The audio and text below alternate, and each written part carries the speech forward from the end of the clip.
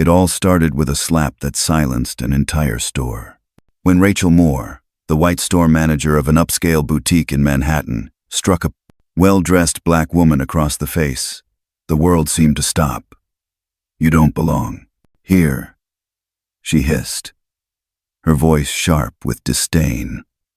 But instead of collapsing under the weight of public humiliation, the woman, Evelyn Carter, simply wiped her cheek, straightened her shoulders, and smiled, not out of pain, not out of shock, but with the calm, knowing smile of someone who was holding a secret far more powerful than anyone could imagine.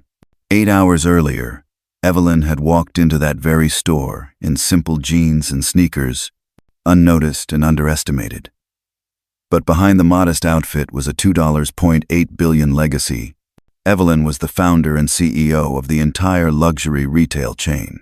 She had built the empire from the ground up, and this surprise visit was meant to quietly investigate reports of discrimination in one of her stores. Instead, she became the direct victim. Rachel, fueled by prejudice and insecurity, humiliated Evelyn in front of dozens of customers and employees. What none of them knew was that Evelyn had recorded every cruel word, every mocking laugh, every degrading comment, and as she calmly stepped outside to make a phone call, she wasn't just dialing her assistant. She was about to end careers and rebuild her company with justice at its core. 8 hours before she was publicly slapped in front of dozens of strangers, Evelyn Carter walked into store 47 like any regular customer, clad in worn jeans, a faded sweater, and sneakers that had seen better days. She attracted no fanfare. That's exactly how she wanted it. Evelyn, 52, was not just any woman browsing handbags. She was the founder and CEO of Tana Carter Luxe, a $2.8 billion luxury retail empire with over 800 stores across the country. She had started with nothing, raised by a single mother who was once humiliated in a boutique for looking poor. That memory shaped Evelyn's entire mission, to ensure no one ever felt what her mother once did, which is why today she conducted surprise visits dressed like her former self, observing the truth behind polished counters and rehearsed smiles. She didn't expect to become the next target. Rachel Moore, the store's manager, spotted Evelyn from across the floor. With her styled, blonde hair and towering heels, Rachel had worked at store 47 for 12 years. Though she came from a modest background herself, she overcompensated with brutal classism, treating anyone who looked below standard like an intruder. To her, Evelyn was one more embarrassment to remove. "Sweetie, the Goodwill is down the block," Rachel said, voice soaked in fake politeness. Evelyn replied calmly, "I'm exactly where I need to be." But Rachel didn't back off. She sneered louder, pulling her audience in. Employees like Melissa, a single mother desperate to keep her job; Tyson, a longtime staff member who idolized Rachel; Amber, the youngest cashier who believed Rachel's cruelty was tough business love; and of course, Helen Whitman, a wealthy regular who practically worshipped Rachel's exclusionary values. Rachel escalated fast. She mocked Evelyn's sneakers, joked that she couldn't afford the jewelry, and laughed cruelly when Evelyn asked to try on a $4,000 designer dress. She turned Evelyn into a spectacle, inviting other customers to watch her humiliation like it was a Broadway performance. Phones came out. Laughter echoed. Every line Rachel delivered grew more vicious. "That dress costs more than your car, if you even own one. We serve real customers here, people who breathe the same air as our marchandises." The crowd, whipped into a frenzy, began tossing in their own insults. "She probably shops with coupons. Try the clearance rack at Target. The Salvation Army is more her speed." Evelyn said nothing. But she was filming. Her phone captured every moment. The insults, the laughter, the snide comments, applause. Because, yes, when Rachel finished her tirade with a monologue about different social levels, the crowd clapped. They gave Rachel a standing ovation. And then came the slap. Rachel raised her hand and struck Evelyn across the face for asking, politely, to speak to the manager. "Security, escort her out," Rachel ordered, as Carlos, the guard, moved in. The crowd parted, expecting to witness Evelyn's walk of shame. But Evelyn didn't cry. She didn't shout. She turned, walked calmly out of the store, and made a phone call. "James," she said to her assistant, "this is a code red. Bring legal, bring HR, bring the ownership docs. And James, bring the board." 15 minutes later, 3 black SUVs pulled up. Out stepped the leadership team of Carter. Lux, Director of HR Rachel Stone. Colorado. O. Sarah Chen. General Counsel Michael Torres. And Head of Security David Kim, followed by a team of investigators. Rachel Moore, still high from her victory, smiled as they entered. "Perfect timing. I just handled a situation with professionalism. That woman outside was not fit for our clientele." "Miss Moore," said Rachel Stone coldly, "we need to talk." Rachel beamed. "Of course. Our customers can vouch for me. I protected the brand." Then Evelyn Carter stepped forward. Everyone froze. "This is the woman I was telling you about," Rachel began, still confident. "I explained to her that this store wasn't appropriate for someone like her." Rachel Stone interrupted, her voice deadly calm. "Miss Moore, meet Evelyn Carter, founder and CEO of Carter Lux, your boss." Silence. Then panic. I didn't know," Rachel stammered. "She doesn't look like what?" Evelyn cut in. "Someone who deserves basic respect." The room imploded. Employees begged. "I was just following orders. Please, I didn't know." Customers tried to slip out quietly. Amber cried. Tyson turned pale. Helen looked for somewhere to hide. But it was too late. Evelyn had everything on video. Rachel Moore was fired on the spot, banned from all stores. Melissa and Amber terminated. Tyson demoted, assigned mandatory anti-bias training. Helen and several customers permanently banned. Evelyn stood before them, her voice steady. "For 8 hours, you all mocked me, degraded me, and applauded my pain. Not because I harmed anyone, but because I looked like someone you thought didn't belong." She paused. "But this is my store, and I promise you, it will never reflect hate again." She announced sweeping changes, new management, anti-discrimination training, and a new company motto. Respect is not a luxury. It's the standard. The atmosphere inside the boutique was supposed to be one of elegance, quiet, refined, and exclusive. But that illusion shattered the moment Rachel Moore, the longtime store manager, raised her hand and slapped Evelyn Carter across the face in front of dozens of onlookers. "You don't belong here," she sneered, loud enough for every customer and staff member to hear. "This isn't a thrift store." The slap wasn't just physical. It was the culmination of hours of slow, calculated humiliation that Evelyn had endured since walking into store 47 that morning. She hadn't come in to shop. She had come to inspect. Quietly, privately, unannounced. Because what no one knew, what Rachel and her team of loyal, judgmental employees had failed to realize, was that the woman they had spent the day mocking, ridiculing, and degrading was the owner of the entire retail chain. The woman they just tried to humiliate out of the building controlled all 847 locations across the country, and they were standing in her store. Evelyn Carter wasn't just wealthy, she was self-made. She had built Carter Lux from scratch, raised in poverty by a mother who was once publicly shamed for trying to buy a dress she couldn't afford. Evelyn had vowed that if she ever built something of her own, she would never allow that kind of cruelty to fester in her business. That's why she drove a decade-old car. That's why she wore simple jeans and sneakers. She needed to feel grounded. She needed to remember the sting of being dismissed, so she could protect others from it. But today, she found herself in the center of it. Rachel Moore, who had managed Store 47 for over a decade, prided herself on preserving the brand's image. What that really meant was enforcing a ruthless, classist code of exclusion.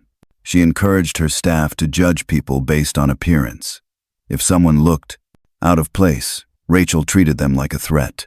That morning, when Evelyn entered the boutique, wearing no makeup and a sweater with a faint stain on the sleeve, Rachel's alarm bells went off. She signaled to her staff with a practiced nod, an unspoken code that meant, "Watch this one." What followed was a coordinated effort to degrade Evelyn at every turn. Rachel approached her with fake sweetness and biting sarcasm. "The goodwill is just a few blocks away, honey." Evelyn replied with quiet confidence, "I'm exactly where I need to be." But Rachel didn't stop. She mocked Evelyn's shoes, questioned if she could afford anything in the store, and loudly suggested the clearance section might be more appropriate. Each time Evelyn touched an item, examining a bracelet, inspecting a handbag, Rachel pounced with a fresh insult. "That piece cost more than most people's rent. Are you sure this is your budget range?" Customers began to notice, and instead of showing concern, they joined in. They laughed, whispered, pulled out their phones. Rachel was thrilled. She was performing now. She gestured toward Evelyn like a courtroom lawyer presenting her case. "Look around, sweetie. Do you see anyone here who looks like you?" The crowd applauded. Some even cheered. One woman joked, "She probably clips coupons and shops at yard sales." Another chimed in, "Walmart might be more her vibe." Evelyn didn't flinch. She didn't argue. She didn't cry. She simply observed, because while everyone else was treating her like a punchline, she was filming them. Her phone had been discreetly recording from the moment Rachel first insulted her. Every laugh, every insult, every smirk, captured in crystal clear video and audio. And then came the breaking point. Evelyn asked calmly if she could try on a $4,000 designer gown displayed in the VIP section. Rachel erupted. "Oh, now this is comedy," she cried. She shouted across the store, "Everyone, this lady wants to try on our most expensive dress." The store fell silent. Rachel basked in the attention, like a star on stage. "Should I tell her our fitting room policy requires a credit check?" The crowd laughed again. Rachel's young cashier, Amber, giggled and said, "Miss Moore is hilarious." Even Carlos, the security guard, nodded in support. Then Rachel asked Evelyn to open her purse, claiming it was store policy when someone doesn't look like they belong. The implication was clear. She thought Evelyn was a thief. Rachel held up Evelyn's old, worn-out wallet with tape along the edges like it was evidence. "Look at this," she said mockingly. "This is what shopping out of your league looks like." The crowd howled. Customers filmed. Some pointed.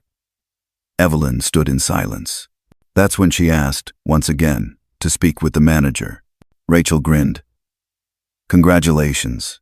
You're looking at her. And I'm telling you, you're in the wrong place, at the wrong time, wearing the wrong clothes."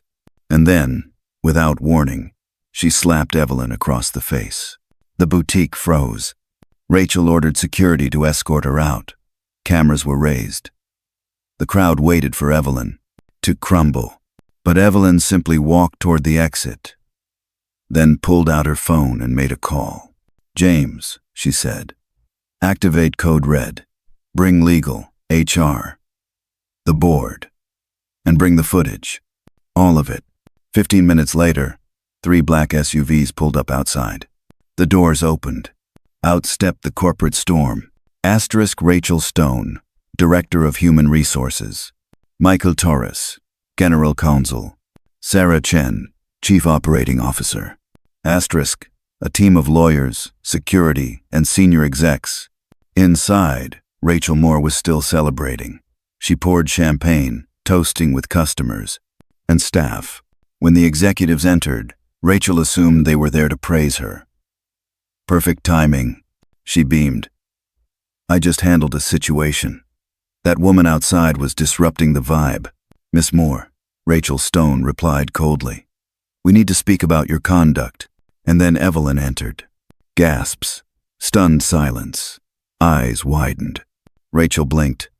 That's the woman. The one I removed. She doesn't. Rachel Stone stopped her. Miss Moore. Meet Evelyn Carter, founder and CEO of Carter. Luxe. The boutique went dead quiet. Rachel turned pale. That's impossible. Evelyn finally spoke. Impossible. Because I don't look like someone worthy of respect? Rachel was terminated on the spot. Amber and Carlos fired. Tyson demoted. Customers, like Helen, banned permanently. Evelyn's final message was clear. Respect is not earned by wealth. Dignity is not a dress code. And one moment of cruelty can cost you everything. The boutique that once cheered exclusion now stood silent in regret. And Evelyn Carter? She didn't raise her voice. She didn't scream. She simply reminded the world that the most dangerous assumption is thinking you know someone's worth based on how they walk into a room. When Elijah Parker, a 17-year-old black teenager from the Bronx, walked into the grand ballroom of the Whitman estate in a borrowed suit and quiet confidence, no one expected what would happen next. Least of all Victoria Whitman, the arrogant daughter of a tech magnate who had invited him there for one reason only, to humiliate him. The event was a lavish charity dinner hosted by Victoria herself. Glittering chandeliers, jazz, quartet, champagne flowing freely. And yet, in the middle of all that wealth and pageantry, Victoria had decided to turn the evening into a private joke at someone else's expense. Elijah had come with his mother, Carmen Parker, who worked as a cleaning lady at the estate. She had raised Elijah alone, often working double shifts to keep food on the table and books. In his backpack, he had grown up surrounded by whispers of being less than, ignored by the very people whose homes his mother polished. Still, he never complained. He read, he studied, he learned, and chess became his world. Victoria had overheard Carmen once talk about her son's chess obsession, and that was all. The ammunition she needed. What better way to entertain her elite guests than to invite the maid's son to play a little game against her in front of everyone? Her tone when she announced it made it sound like an after-dinner comedy act. Let's see what the boy can do. She laughed, tapping a gold chess clock as the staff set up the board under a massive crystal chandelier. Elijah took his seat quietly. He adjusted the pieces with practiced hands but said nothing. Victoria, dressed in a designer gown and dripping with privilege, gave him a smug smile. Black or white? She asked, expecting confusion. Elijah replied, black pieces, please. His voice was calm, focused. His fingers tapped the clock as the game began. The guests were barely watching at first, too busy sipping their cocktails or posing for pictures. But within minutes, the entire room began to change. Heads turned, conversations stopped, eyes widened. Because Elijah wasn't just playing chess, he was dismantling Victoria's strategy with calculated precision. Every move he made was deliberate, strategic, ruthless. What Victoria thought would be a quick and entertaining defeat turned into a public unraveling. By move 24, her queen was trapped. By move 30, her knights were cornered. By move 35, the whispers had started. Wait, is he winning? By move 42, the room was silent. And on move 48, checkmate. Victoria froze, her cheeks flushed red with embarrassment.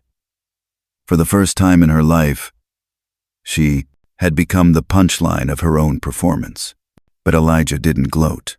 He simply stood, nodded respectfully, and whispered, "Thank you for the game." The room erupted, not in laughter this time, but in stunned applause. One woman gasped, "He's a prodigy." Another asked where he studied. But it was Congresswoman Mills, seated quietly in the back, who recognized something more. She approached Elijah and his mother, after the match, eyes shining. "That wasn't just talent," she said. "That was genius." Word spread quickly. By morning, Clips of the match had gone viral. Janitor's son humiliates heiress at charity. Gala, the headlines read. But the real story wasn't about humiliation. It was about revelation. People began to learn that Elijah had never had a formal coach, that he had taught himself through library books, YouTube videos, and broken chessboards discarded by schools. That his mother had collected cans to buy his first tournament entry fee. Elijah became a symbol, not just of brilliance, but of perseverance. Stanford University offered him a full scholarship. Tech companies offered internships. Congresswoman Mills started a mentorship initiative in his name. As for Victoria Whitman, her image never recovered. Sponsors pulled out of her charity foundation. She lost club memberships and social invitations.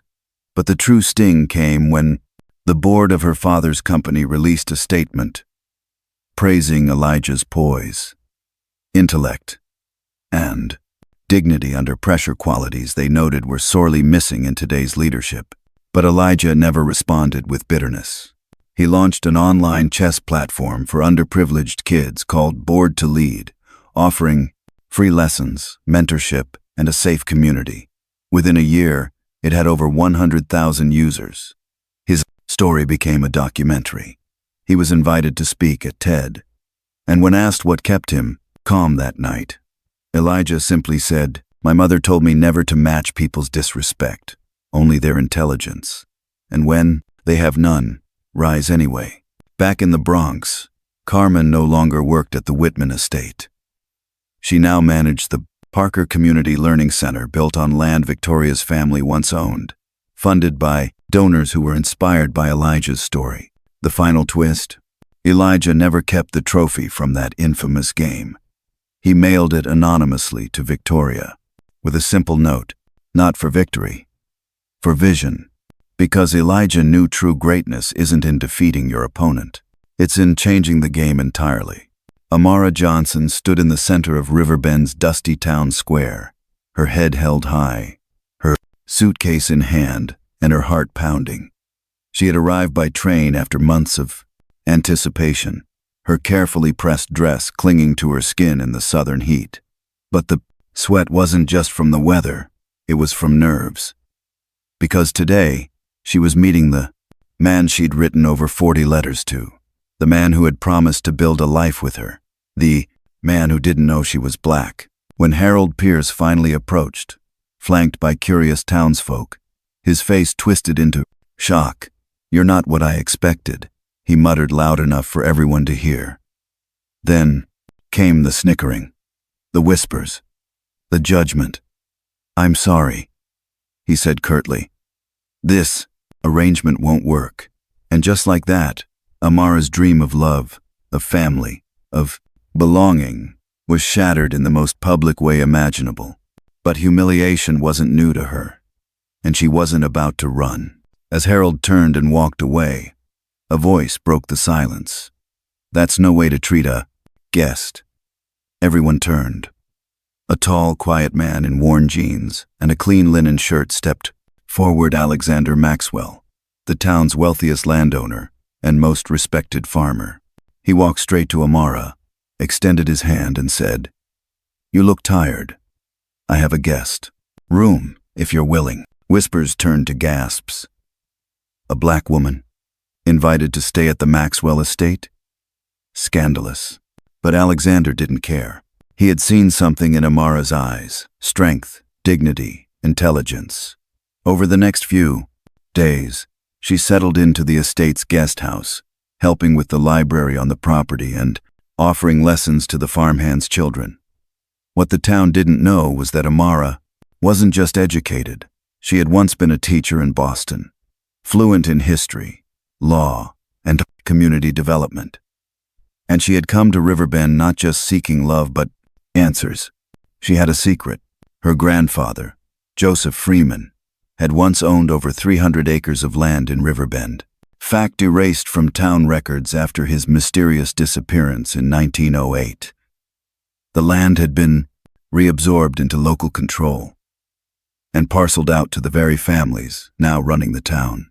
Amara, through years of quiet research, had discovered deeds, letters, and land maps, tucked to Joran, away in archives.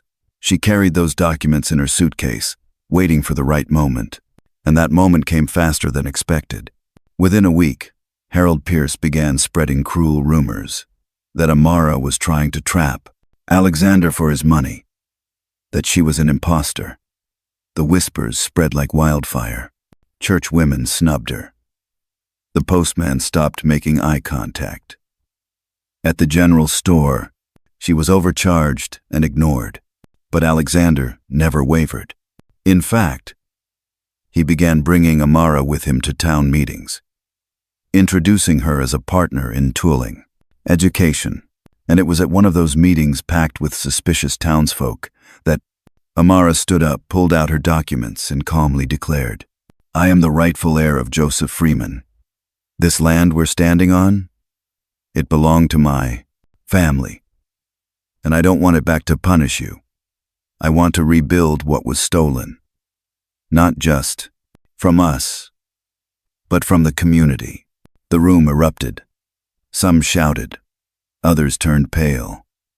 But Amara didn't flinch. She laid out her plan to create the Freeman Foundation, a nonprofit organization that would turn the disputed land into a cultural center, a public library, affordable housing, and agricultural training programs. She didn't demand back taxes. She didn't seek retribution. She sought restoration.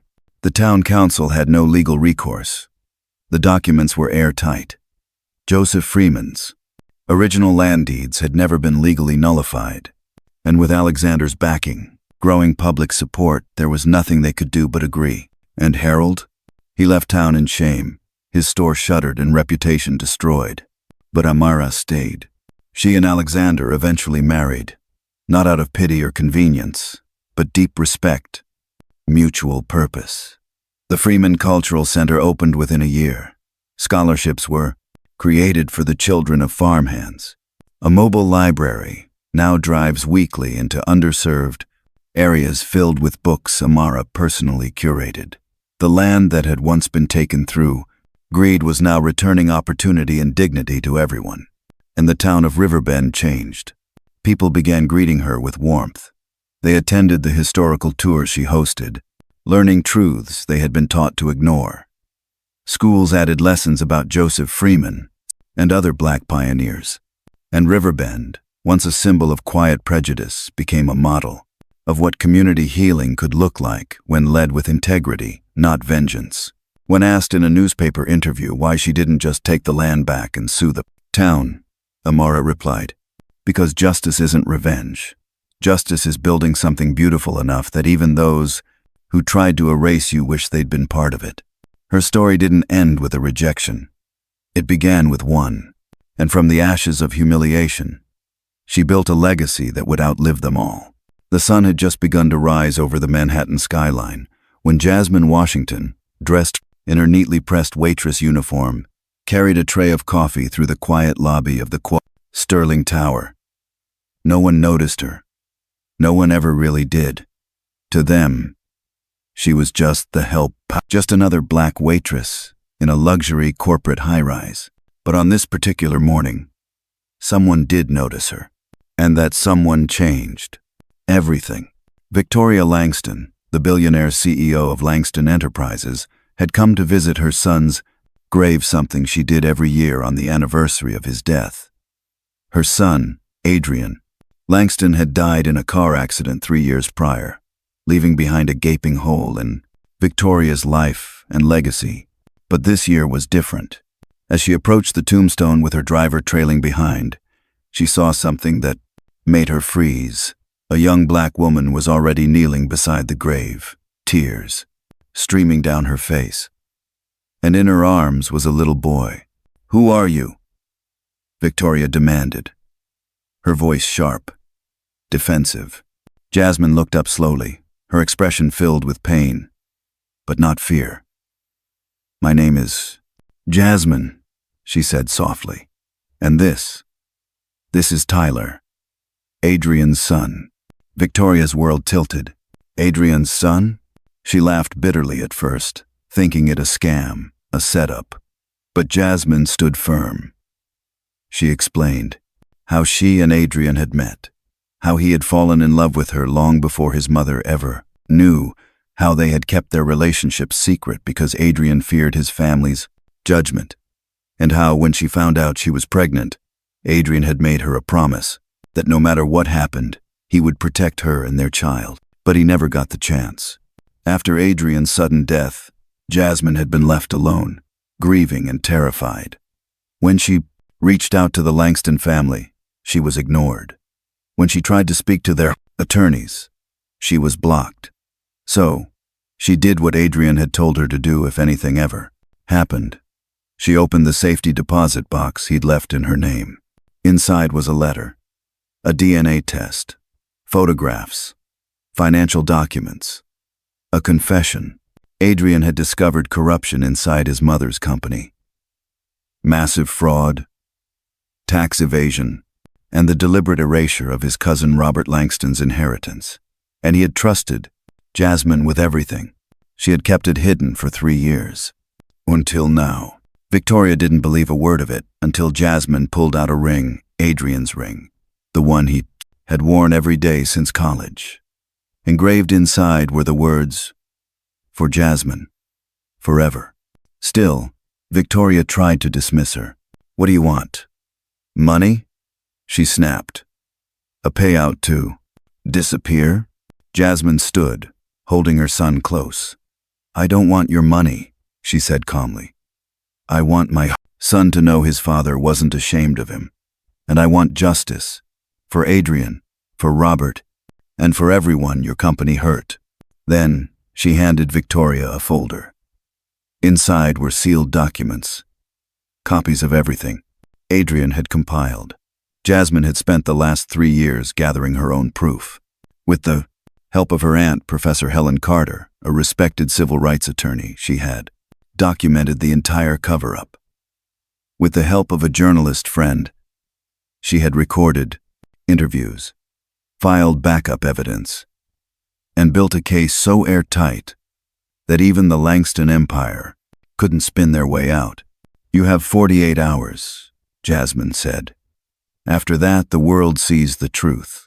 Victoria, speechless for the first time in years, took the folder and walked away in silence. By the next morning, headlines exploded. Langston legacy exposed. Whistleblower reveals hidden child, corporate corruption. Adrian Langston's secret son at center of inheritance scandal. Billion-dollar empire built on betrayal. Stock prices plummeted. Federal investigations launched. Employees testified. And at the prices, center of it all was one woman, Jasmine Washington, who had once been a waitress, now holding the power to rewrite an empire. Victoria Langston was forced to step down. She faced charges for fraud, perjury, and obstruction of justice. Her reputation shattered. But Jasmine didn't gloat. She used her newfound visibility and legal victory to create the Tyler Trust, a foundation named after her son, dedicated to protecting the children of whistleblowers and investigative victims.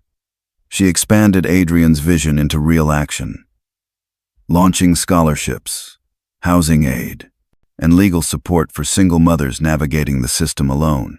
Tyler, now legally recognized as Adrian Langston's son, inherited the rightful Langston estate set aside by Adrian years earlier. But more importantly, he grew up knowing who his father was, a man who tried to do what was right, and who trusted the woman he loved to carry that mission forward. Jasmine never stepped foot in Sterling Tower again, but she didn't have to, because her voice had already echoed through its marble halls, and her final words to the press stayed with millions. Love doesn't end at death. Justice doesn't stop at silence. And no mother should ever have to beg to prove her child matters. In a world that tried to erase her, Jasmine didn't just survive. She redefined legacy. Inside the glittering glass lobby of a Fortune 500 company, Nena Thompson walked quietly, her mop and cleaning cart trailing behind her. She was invisible to most, just another black cleaning lady. But no one knew that today would change everything. When her manager, Brad Mitchell, tossed a can of Coca-Cola at her, soaking her uniform, while a group of laughing co-workers watched, Nana didn't yell. She didn't flinch. She simply looked him in the eyes and said, "You'll regret that." 15 minutes later, the boardroom elevator opened, and in walked her husband, Alexander Sterling, billionaire CEO of Sterling Enterprises. He wasn't there by coincidence. Nana had spent months documenting the abuse, hidden cameras, emails, recordings, and even witness statements. The board gathered as Nana revealed everything. Then presented her patented AI software, now worth $47 million, developed in secret while working night shifts. The room fell silent as Alexander looked around and calmly said, "Everyone responsible for my wife's humiliation, you're fired." That day, Nina didn't just get justice. She launched the Nina Thompson Fund for Black Youth in Tech, built a legacy, and became a national symbol of resilience. Life doesn't always let you fight back with fists. Sometimes, the most powerful revenge is preparation, patience, and purpose. Nina turned pain into progress. She didn't just react, she rebuilt. Let her story remind you, never let anyone tell you your silence means weakness. Sometimes it's strategy. If this story moved you, drop a comment with dignity and share what part hit you hardest. Don't forget to like, subscribe, and hit the bell so you never miss another powerful story that proves respect isn't given, it's earned by how you rise.